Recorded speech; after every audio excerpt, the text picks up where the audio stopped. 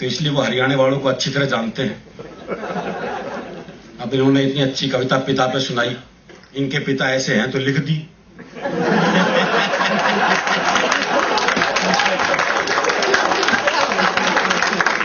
हमें पता है ना कि हमारा बाप कैसा है। हरियाणा में तो बाप बेटे की संबंध भी हास्य रस में ही है। वो एक बेटा रात को 9 से 12 पिक्चर देखने जा रहा था, तो बाप ने कहा अगर जागता हुआ हूं तो दरवाजा खोल दूंगा, लेकिन अगर सोते को जगा दिया तो फिर नहीं खोल लूं।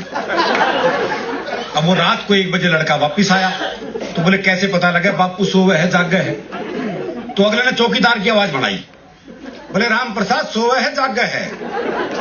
बोले जागू हूं। बोले जाग गए तो खोल दे।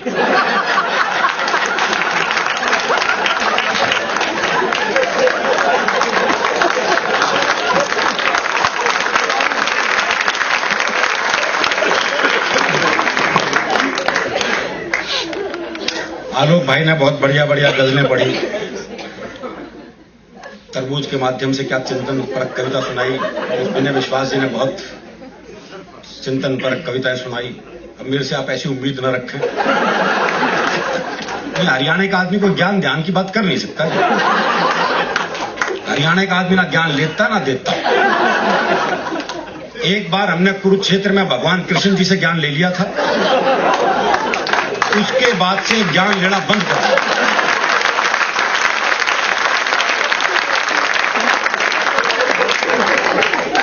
भाई जिसने कृष्ण जी से ज्ञान ले लिया वो आजकल के नालतू फालतू बाबाओं से ज्ञान लेगा क्या? आजकल तो कोई भी टीवी चैनल खोल लो, कोई ना कोई बाबा ज्ञान देता मिलता है। अच्छा, जिसे टीवी पे मौका नहीं मिलता हो बाहर ढूंढता फिर है।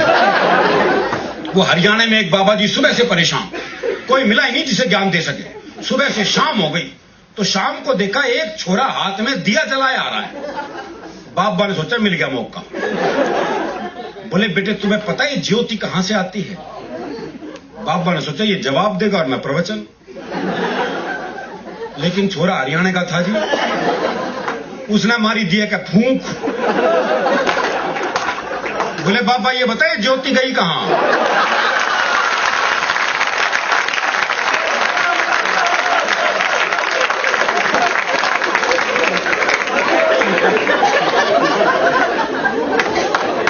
वो आजकल हर एक स्कूल में योग टीचर लग गए। वो दिल्ली में एक योग टीचर बच्चों को योग सिखा रहा था। बोले बच्चों सीधे लेट जाओ।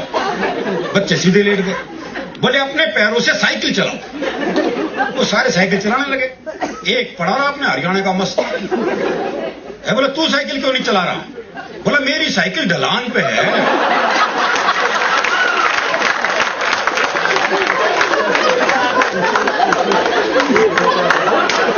सिखा लो इन्हें योग। दरअसल ये आजकल के बच्चे साहब टीवी कंप्यूटर युग के बच्चे हैं।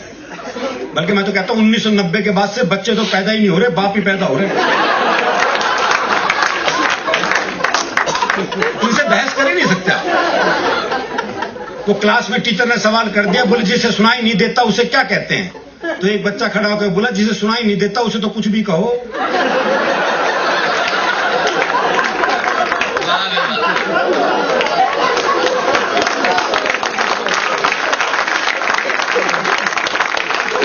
अच्छा, ये हरियाणा के बाप बेटे का संवाद हो सकता है जी। वो बाप ने बेटे से पूछा भाई तेरा रिजल्ट क्या रहा? बोला जी हमारा जो प्रिंसिपल है ना उसका छोरा फेल हो गया। अरे बोले मैं तेरा रिजल्ट पूछ रहा हूं। बोला जी गांव का सरपंच है ना उसका छोरा ही फेल हो गया। अरे बोला तेरा दिमाग खराब है, मैं तेरा रिजल्ट पूछ रहा हूं। अरे बोले वही तो बता रहा हूं, तू कौन सा प्रधानमंत्री लाग रहा है?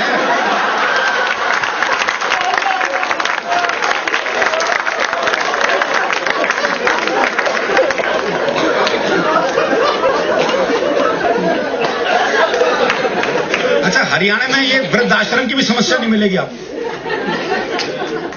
आप हरियाणा में काम कर रहे हो जी, हाँ ये वृद्धाश्रम की समस्या नहीं है। हरियाणा में अगर बूढ़े को पता लग जाए कि बेटा मुझे वृद्धाश्रम में छोड़ के आने वाला है, तो बाप खुद बेटे को अनाथालय छोड़िए। क्या बोले जमा कर लो इसने मेरा ना आयो। हमारी संस्कृति थोड़ी सी अलग है। दरअसल क्या हरियाणा का जो फुर्सत में रहता है इसलिए हास्य रस में रहता है। हास्य के लिए थोड़ी फुर्सत की जरूरत है।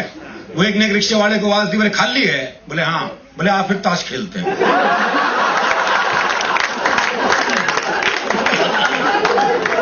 इतनी फुर्सत जरूरी है।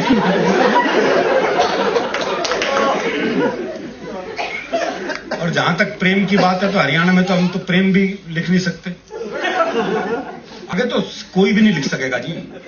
सौंदर्य वर्णन अब आपको सुनने को नहीं मिलेगा। पहले बड़ा नक्शिक वर्णन करते थे कवि, अब करके दिखाएं, घूरने के आरोप में बंद हो जाएंगे। अब ये काम खत्म हो गया। अब श्रृंगार रस तो बहुत ही मुश्किल में आ गया। अब तो कवित्री पुरुषों के सौंदर्य पे ही लिखेंगे। ये इनको घूरने का अधिकार है, कोई दिक्कत नहीं। अब हमारे दिन फिरने वाले हैं।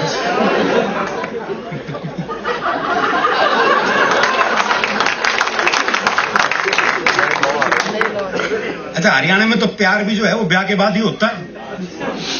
ब्याह से पहले प्यार कर ले तो हम तो पेड़ पे लटके मिलते हैं।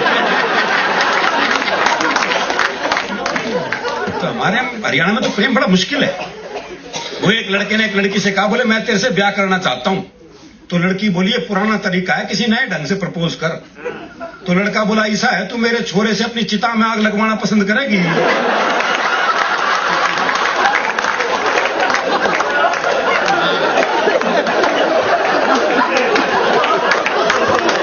विवाह का ये मौलिक प्रस्ताव हरियाणा में संभव है।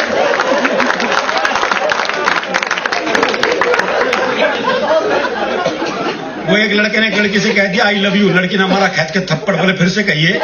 बोले जब सुना ही नहीं था तो मारा क्यों?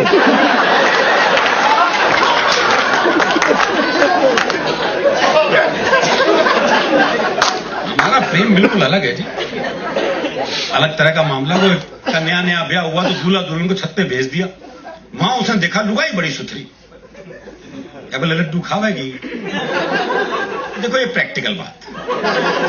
अगला जो ला सकता वही पूछ रहा है। मैं उसे पता है ब्याह का घर है, हाँ वर्दी नीचे जाके ले आऊंगा। लड्डू खावेगी, बर्फी ला दूं। इमरती खावेगी, जलेबी ला दूं। भाई ने सुबह के 4 बजा दिए इस चक्कर में। तो नीचे से बूढ़ा बोल पड़ा, बोला इस कढ़ाई ने उतार दे, खेत पे जाने का टाइम हो गया।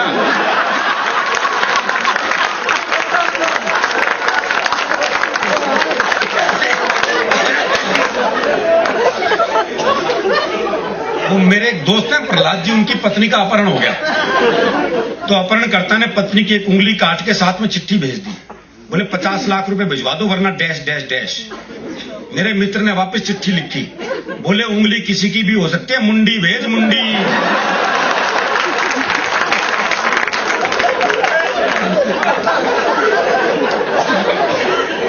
हमारा प्रेम भी बिल्कुल अलग तरह का है।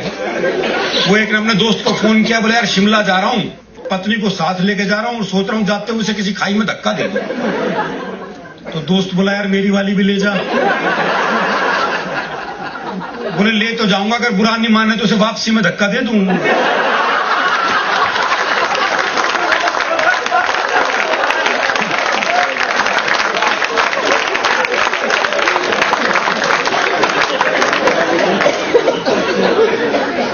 और ये प्रेम मनुष्यों का क्या पशु पक्षियों तक का हमारे यहाँ ऐसा है। वो मेरा एक दोस्त है जिसने तोती पाली। हाँ दुनिया तोता पाते हो, तोती पाली। 3 दिन के लिए तो कहीं बाहर जाना था। बोले यार क्या करूं, कौन दाना पानी देगा, बड़ा चिंतित हूं। मैंने कहा मेरे घर छोड़ जा, 2 तोते हैं, उन्हें दाना पानी देता हूं, इसे भी दे दूंगा। बोला भाई तेरे 2 तोतों के बीच अपनी तोती छोड़ दूं ना। मैंने कहा नहीं यार मेरे तोते बड़े धार्मिक हैं, तो खुद देख ले आके। अच्छा उसने देखा बकायदा गीता के श्लोक पढ़ रहा हूं, एक कुरान की आयतें पढ़ रहा हूं। बोले बड़े धार्मिक है, कोई खतरा नहीं। उसने तोती छोड़ दी। जैसी तोती पिंजरे में गई तो एक तोते दूसरे को कोहनी मारी। अरे बोले पूजा पाठ बंद कर, दुआ कबूल हो गई।